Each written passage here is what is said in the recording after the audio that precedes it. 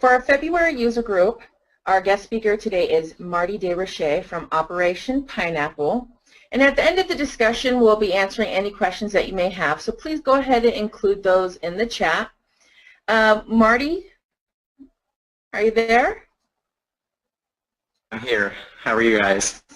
Okay, we're great. Thank you so much. Oh, I just skipped right through my slideshow here. Well, I've just got a few questions for you, and I know you have a presentation for us. But why don't you go ahead and tell us about your experience with GateMaster? Well, I was first introduced to GateMaster back at Pier 39 in San Francisco. I was managing a motion simulator experience that they have out there on the tip of Pier 39. Pretty cool place. And I reached out to GateMaster to help they had GateMaster for a while, but we had some theft and we had some challenges with packaging and with access control for our ticketing system. So just reached out to GateMaster. It was a fantastic experience. I think I remember spending hours on the phone with Sandra and going through some training with her, one-on-one training, which was fantastic and really a great experience. Great. And go ahead and tell us, what is Operation Pineapple? So Operation Pineapple is basically, we're a consulting firm and we're a rather unique niche within the industry. We really help point of sale to be more effective at what they do. Everything from the products that you are merchandising, a little kind of similar to what Tiffany was talking about, but we're much more on the marketing end of that. When you name a product, what does it mean to people? How does it connect with people? So we're going to talk a little bit about that in a second. And then when you're out there at the point of sale teaching your team how to sell, are you just having, are you an order taker? Are you basically a fast food restaurant person that is catching sales as they come to you? Or are you being a little more proactive with it and identifying who's in front of you, and I'll expand on that in a second. But we've worked with a lot of different attractions around the country, some zoos, a few attractions, Florida-based attractions, and mini golf. So all different sizes. The solution is basically the same, which is to engage with the guest and kind of change the way that the conversation happens. Great. And my last question before I fully turn the time over to you, because I know you have an extensive history in the amusement industry, will you go ahead and cover that a little bit for us? Absolutely. So I went to college at Cal Poly San Luis Obispo.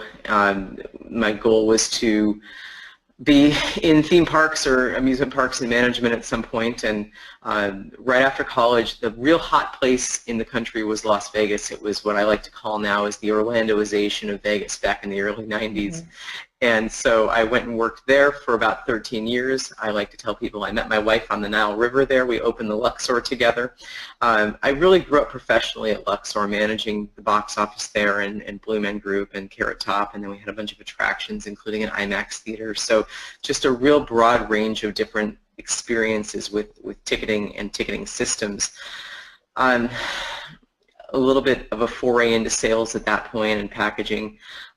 Then I worked for 4 years for Cimex iWorks. I don't know if any of you are familiar with Cimex iWorks, but they are a motion simulator and 4D theater operator. That's where I was managing the attraction out at the tip of Pier 39. And about 4 years later, I moved out in 2010. I moved out to Orlando and was at Universal Orlando for about 3.5 years, right as they were opening Harry Potter. I kind of worked there between the first opening and the second opening of the Diagon Alley area, as the park was really kind of expanding and the front gate was pushed to the limits with increasing guest capacity. But I learned a lot at Universal as far as how to change the conversation, and that was sort of the jumping off point for Operation Pineapple and what we're going to learn today. Great. Well, I really appreciate you being with us. So we're going to go ahead and get switch over screens, and okay. Go ahead and take it away, Marty. Just a second. All right.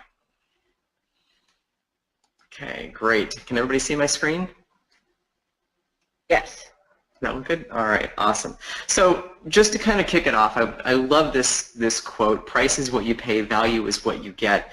And really, that's what we're going to talk about today, is how to focus on value with your guest, put value in front of them first, and make price a secondary thing, okay? So I have, let me see if my clicker will advance the right way. There we go. We're going to talk about the people that we're selling to, the products that we sell, the channels, including online, and then some of the metrics on the back end for how to measure our success. And we'll kind of go through these rather quickly, and then we can take questions if you're interested in a particular area. All right, so there's kind of 16 components that I'm going to cover really quickly. First one is with people. And key number one is understand who's visiting. You need to know who's in front of you when they're coming to your park. Do you have a park that is exclusively locals because you are an FEC or somewhere, a local amusement park that really doesn't have an outside type of tourism base? Or are you somewhere that, like I work with Brevard Zoo or Jungle Island, and they're pretty much about 50-50 tourists and locals that are coming to visit there? So are they from the outer United States, outside of your state, or international? Those are kind of the two other areas that we're looking for. We like to ask them fast questions, so we're finding out where they're visiting from, how long they're here for, what they're excited about seeing, and who's in their party. FAST, frequency of visit, arriving from, what they're excited about seeing, and time in town, or time on site for a particular day. So we like to ask those 4 screening questions. And then we want to, key number 2 is to define what you can sell.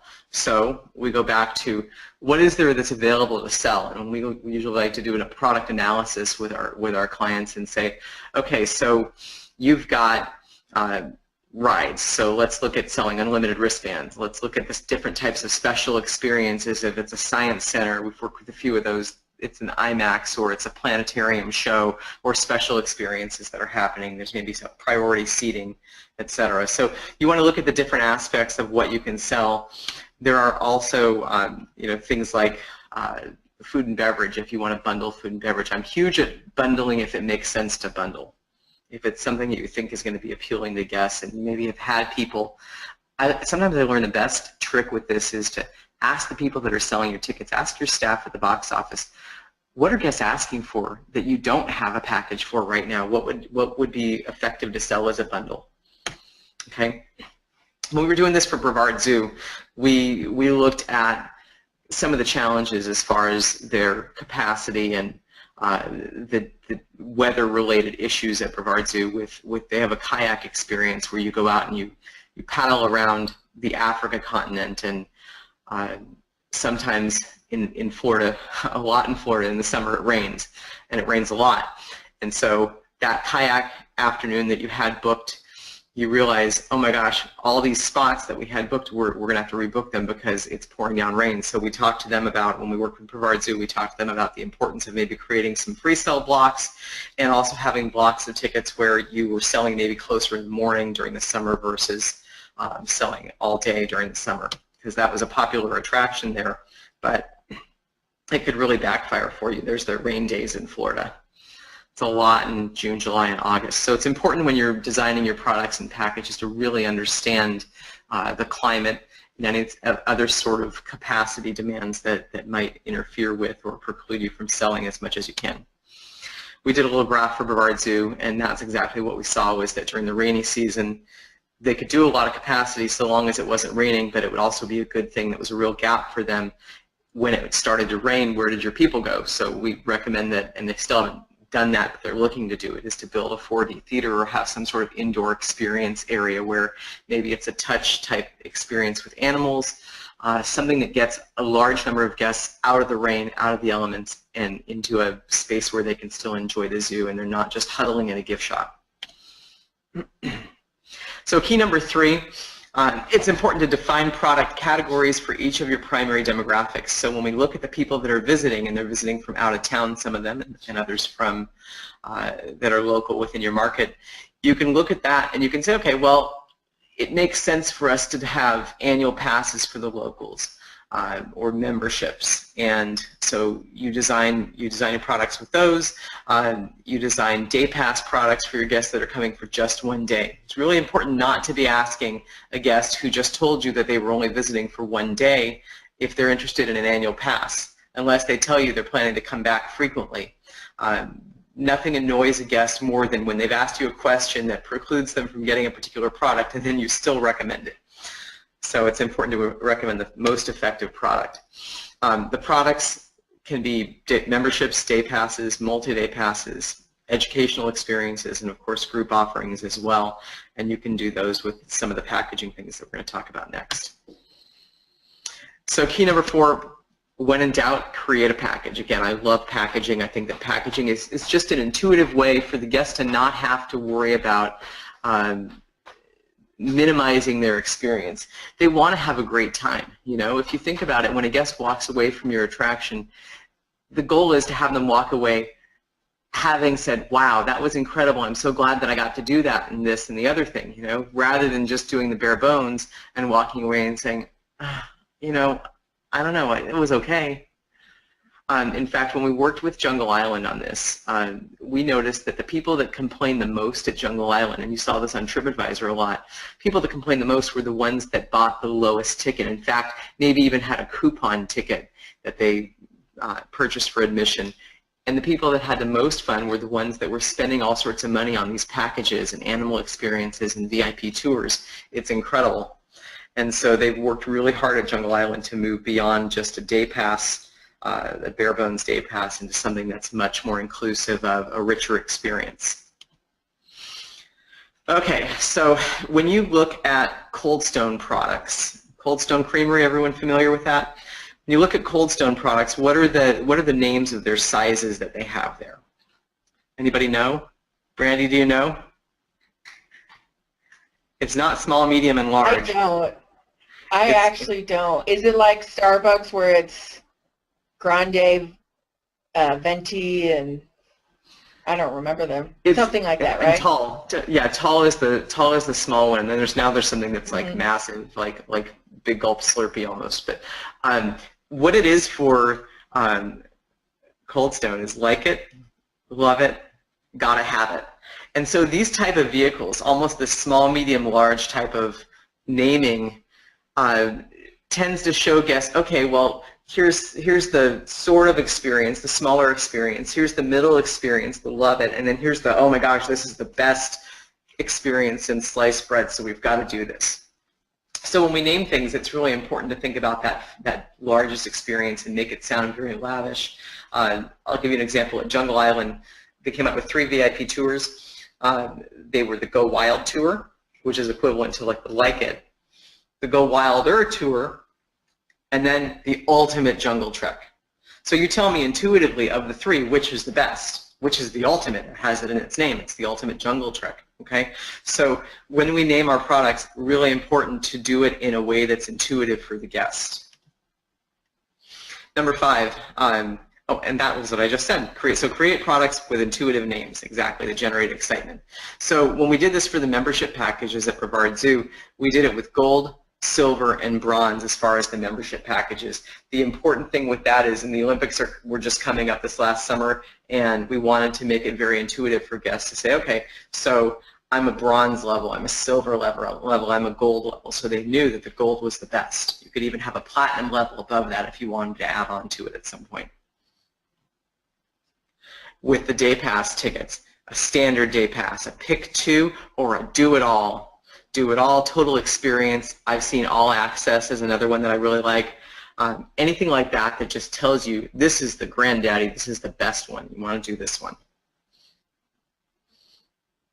Oh, and you see the other thing with it too is we did some visuals with that. We have red, green, and yellow, almost a stoplight type form. You see which one is green, the one that's go. We want them to go and buy that do it all pass. Okay. With sales channels, when you're looking at the online sales channel, the point of sale, group sales, third-party sales, and educational sales, they're all right for this type of naming, for this type of selling. We did something with Michigan Science Center. The first thing we did with them was look at their educational sales and put together 3 packages for them with their school groups. We increased their revenue by about $2 a head simply because we left the original package, but we added 2 additional packages, 2 additional student prices. And not many people go for the top one, but now they all go for the middle one rather than the bottom one, so it effectively raised everything up to a higher level. So it means a lot as far as that goes. What menu is this? Anybody recognize this menu? Cheesecake Factory. Oh, you know, I've only been there once or twice, but their menu is huge. Their menu is huge, and that's the point. Their menu is so big, there's so much on it. To me, their menu is information overload. So when you're thinking about that, it's really important to make things very clear, very visual, very intuitive, okay? So rather than just showing a bunch of words on a page, I like, even I think Denny's menu is better as far as the quality of visual merchandising. It shows pictures of the different things that are on it. Although Steak and Shake, where we go occasionally with the kids, the burger never looks like it does in the photo. The photos are always so delicious. They look so good.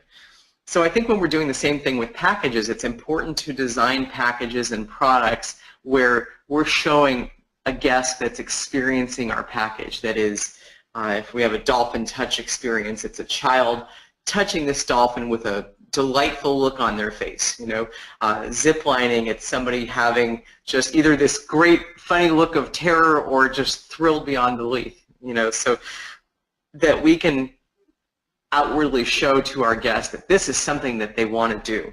Okay.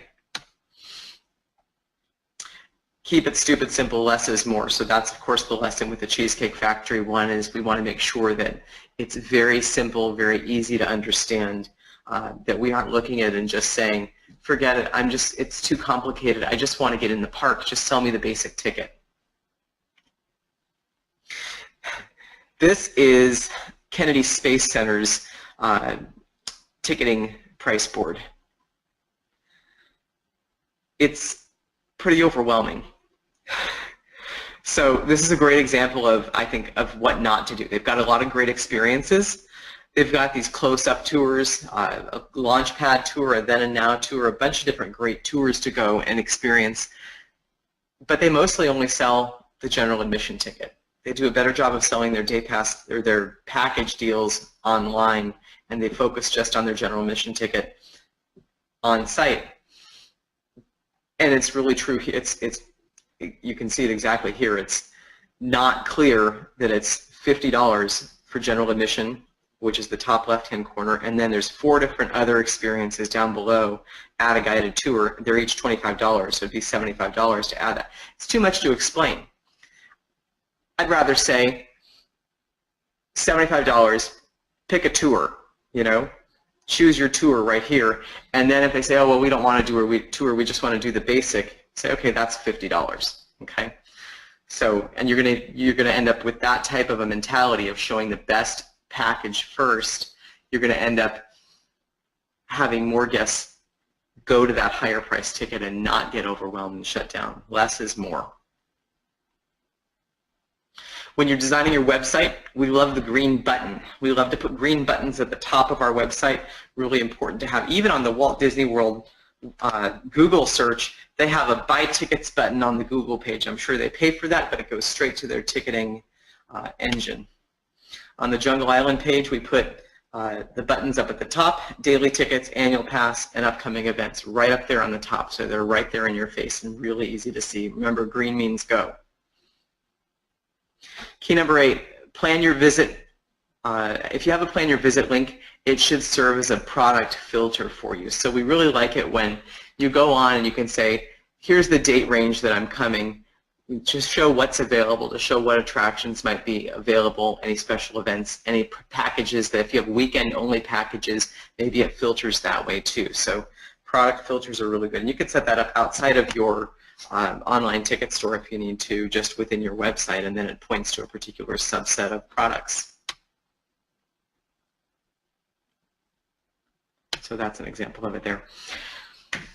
Okay, quick story I'm going to share with you guys.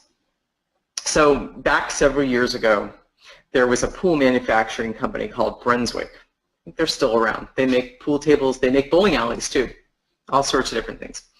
But they had a store model that they would use in different areas within the United States, and they weren't selling pool tables as well as they could. In fact, the one that sold the most when you walked in, the cheapest model was at the front, the second cheapest was right there past the cheapest model, and then the third one, fourth one, and the most expensive model was at the back of the store. You really had to walk all the way to the back to see the most expensive model.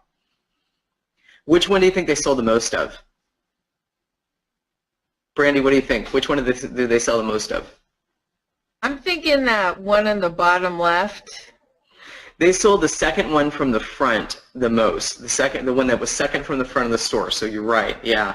That was the one that they sold the most. So you'd walk in, you'd look at the first one and say, it's a little cheap. And then you'd walk to the second one and you'd say, oh, this one's better. This will do. This will be just fine.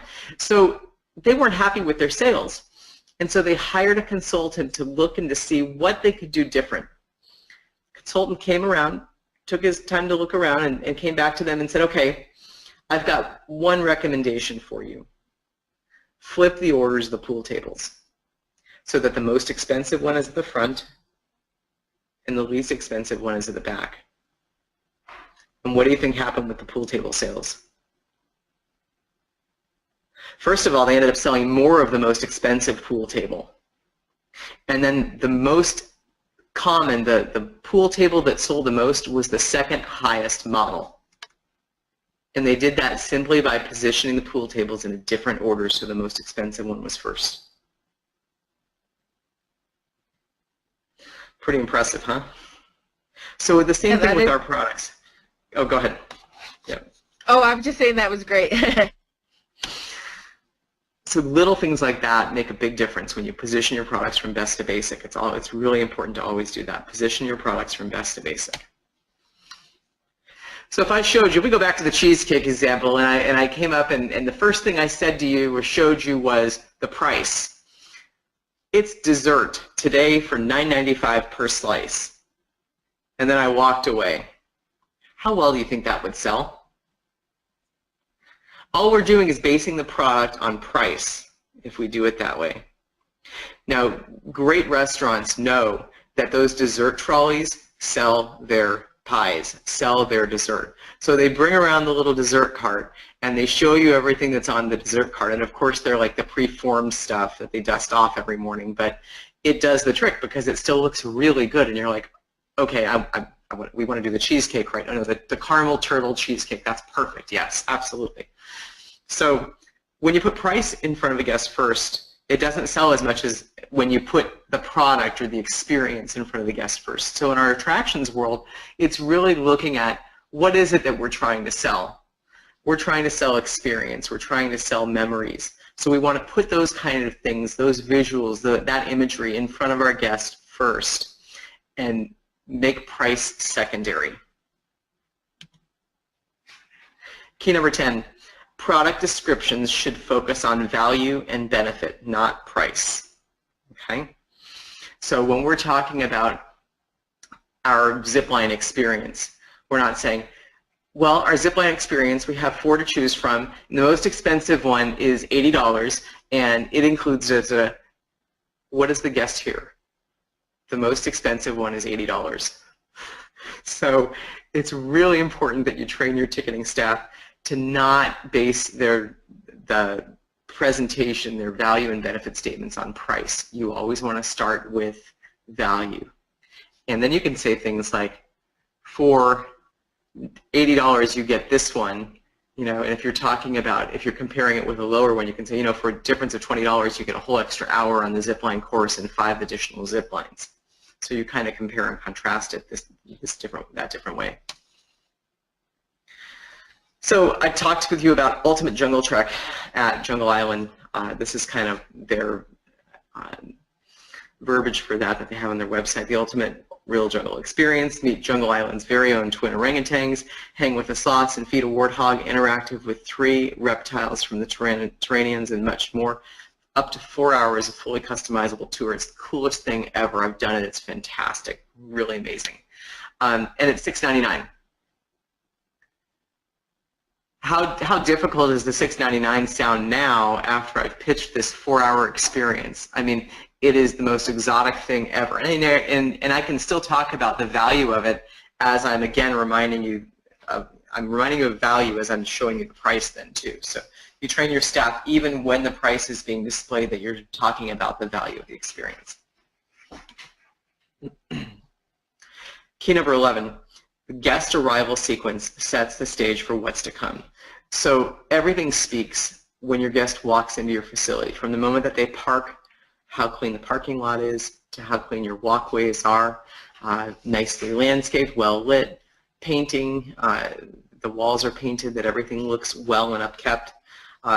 That all has an effect on the point of sale. Everything up until you get to the point of sale makes an impact on whether your guest says yes at the point of sale. You don't want to give them a reason to say no or to grab their wallet and hold it a little tighter. So, all right, that's the same thing. Key number 12, posting prices produces price bias. Okay, that's a tongue twister. So I talked about the danger of putting price up into your visuals first. You want to always talk about value and benefit before you talk about price. So what we've done at Operation Pineapple is we actually have a product that we use. It's a tablet-based HTML product that we set on the counter. It's separate from a ticketing system, and it just sits there, and it contains the ticket menu. But it's one page at a time. It's one product at a time. It's always showing images, value, and benefit first before we show price to the guest.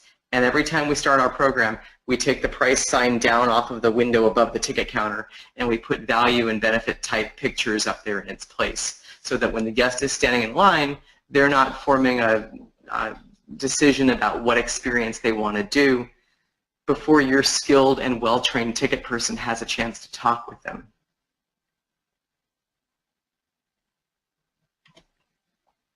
So again, we go back to this lovely traditional menu board. Putting all this stuff out there for the guest, they get overwhelmed, but they also say, okay, where's the cheapest one? Oh, it's the one at the top left. In fact, that's probably the best place for that one, is to show it at the top left, because that's the first thing you see. And as you look down and say, oh, forget all this other stuff, there's general admission, $50 and $40, they do the math and they're ready to go. And you've left all sorts of money on the table because you have not positioned your attractions, your packages properly. Key number 13, face-to-face engagement rocks. So whenever you have ticket windows with electronic microphones, all of that stuff gets in the way of a genuine human interaction. You're talking behind a thing of glass. It's like you're ordering a burger from McDonald's. And in fact, even fast food restaurants have gotten to more of a face-to-face type of communication with ordering. I know I see Chick-fil-A out, maybe it's out in Florida where the weather's nice all the time, but we see the Chick-fil-A drive-through folks out there all the time taking the orders face-to-face with the guest, because they get a higher per cap from the guest when they do that, when they have that barrier to communication eliminated. So in places like when we went to Jungle Island, when we went to Brevard Zoo, one of the biggest tenets with that was you got to take the ticket windows out, and you got to switch to like half windows. And with half windows, you have that face-to-face interaction with the guest, and no electronics, no barriers to get in the way. This is Brevard Zoo. These are the tablets that we created for them that are customized, that have the pricing information, but there's no pricing up above them. There's just some videos on the experiences that you can do. So key number 14, you want to change the dialogue and start having a conversation with your guests. So rather than the first question that you ask your guests as they walk up to the ticket counter, normally it would go, hi, how are you? Oh, I'm fine. How can I help you? You know, or what would you like to do? And what you're doing is, by having your ticket seller ask that, you're putting the guest in the driver's seat. And that's a crime, because your guest is not the expert in the selection process. Your staff member is the expert in the selection process. They should be your ticketing ambassador. They should be your guru that knows everything about the attraction and is ready to share to match the best product to your guest. So when you change the dialogue and start having a conversation, you're asking the guests, again, our fast questions. Where are you visiting from? How long are you in town for? What are you excited about seeing? How often do you come? And from there, you can make the best recommendation for them. Change the dialogue, start having a conversation. Some of it has to do with personnel too. It's important to hire pitchers and not catchers. When you hire pitchers, you're having somebody that is proactively going out there and having that conversation with the guest. If you're hiring catchers, it's somebody who is just fine with letting the guest decide, well, they already know what they want, so I'm not going to, it's too much work to do this. I'm just going to let them tell me what they want. Pitchers are the ones that are going to make you the money. They're actually also, remember what I talked about with Jungle Island and the guest experience, they're the ones that are going to elevate your guest experience because they're going to match the best product for the guest. It just so happens that the best product is also going to generate you more revenue too. So I teach a conversational selling method. Step 1 to it is that you want to greet your guest. Hi, I'm Marty. What's your name? Hi, Tiffany. Hi, welcome to Jungle Island. Step 2 is ask fast questions. So we talked about that. Step 3 is then we say, okay, so because you're a local, you know, I recommend that you do the annual pass. I've got a great annual pass for you. It's called the Premium Annual Pass, and it includes, and then you tell them what it includes in a very descriptive, exciting way. Step number 4, if they object, if they're like, oh, that seems a little expensive, they object because of 3 different reasons, 1 of 3.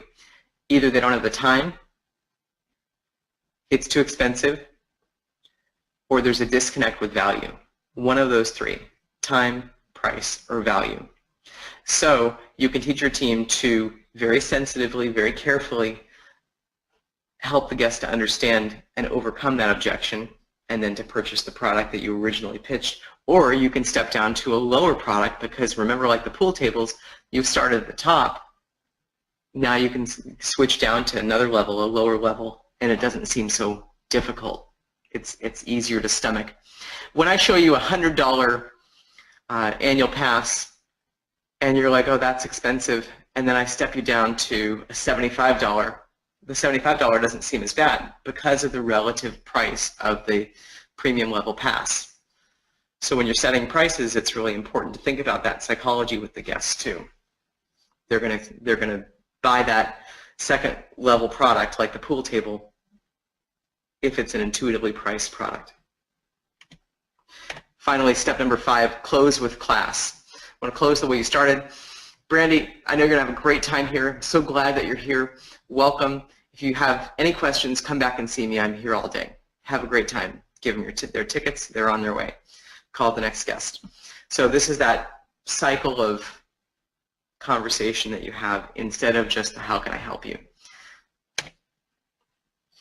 And then with metrics, when you have a program like this in place, you've got metrics that you want to keep track of too, because it's really important to understand how well is your staff doing, who's trying harder, who's selling more packages, who is not.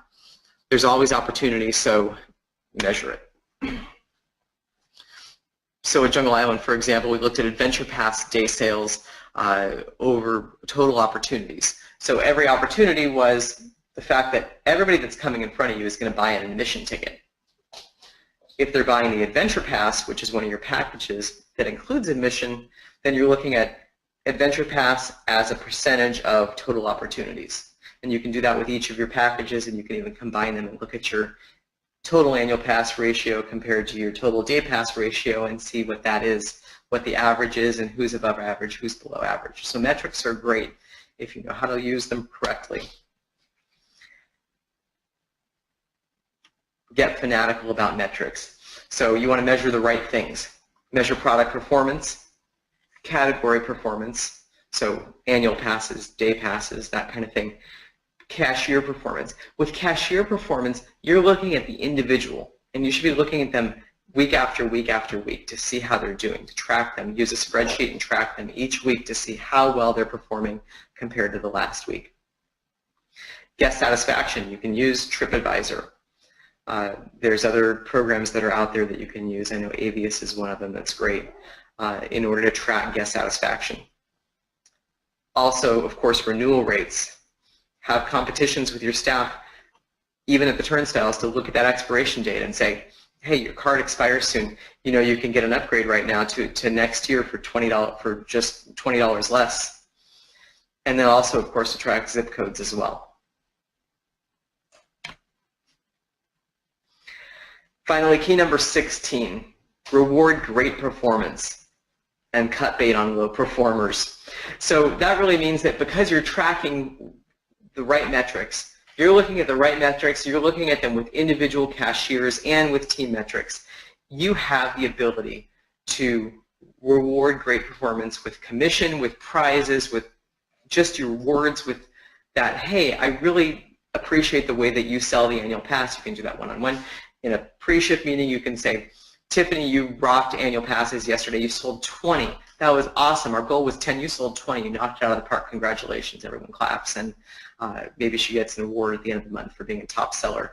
So those kind of things really help with driving the positive in. But it's always the carrot and the stick. And I like to use the stick, too, that, look, we've got a minimum requirement. We are no longer a ticket seller program. We are now a sales channel for our attraction. And as a sales channel, there are minimum standards. And you can make your minimum standards about whether they did the sales behaviors that you talked about, that you've taught, rather than just on whether the guest said yes or not, whether it's on the true metrics from the ticketing system. HR likes that better too, because if you're documenting and ultimately moving them to a different position or terminating them altogether, when you have documentation like this and it's based on sales performance, if it's on behaviors, you can say, look, I've told Susie 5 times that she needs to be asking the fast questions. She signed off on it. She was trained on it. She consistently does not ask. All she does when the guest walks up is, how can I help you? That's easy to enforce. That's easy to discipline on, as opposed to Susie dropped below the metrics numbers and standard, the minimum quota, you know. So I'm a fan of that way of doing it.